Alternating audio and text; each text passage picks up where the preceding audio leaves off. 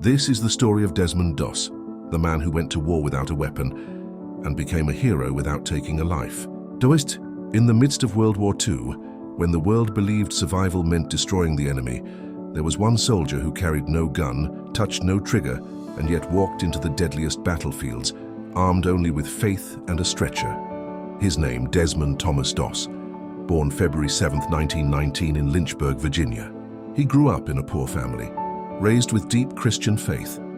To him, the commandment, "Thou shalt not kill," was not a verse, it was life. Violence was never an option, yet when war came, he didn't run from duty. He walked toward it, believing he could serve without harming another soul. While everyone else was taking lives, I was going to be saving them. Ridiculed, beaten, and nearly court-martialed, Doss enlisted in the US Army in 1942, not as a soldier with a rifle, but as a combat medic. His refusal to carry a weapon made him a target, not for the enemy, but for his own men. They mocked him, called him a coward, beat him in the barracks, tried to have him discharged for mental instability.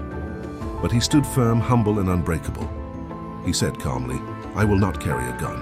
I will not take a life, but I will save as many as I can."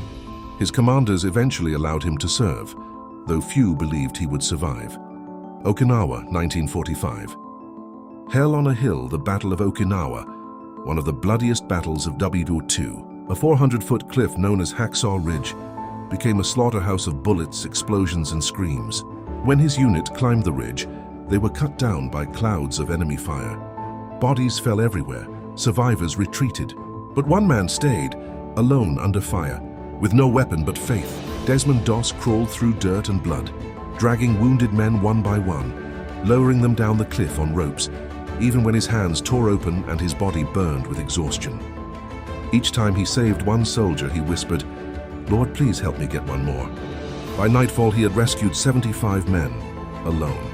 No gun, no backup, just courage. Even his commanders, who once doubted him, later said, "He was the bravest man we ever knew."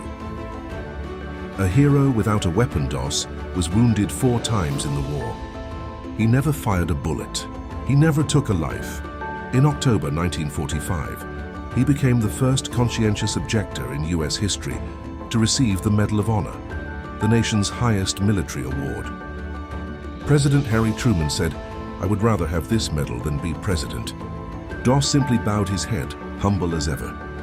He lived quietly after the war, passing on March 23, 2006, aged 87, leaving behind a legacy that proved courage is not how many you kill, but how many you save.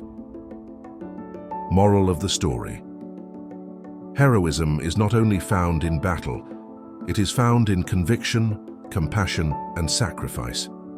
True courage stands firm in faith, even when the world calls it madness. Every legend carries a lesson. Stay with the Story Vault for more.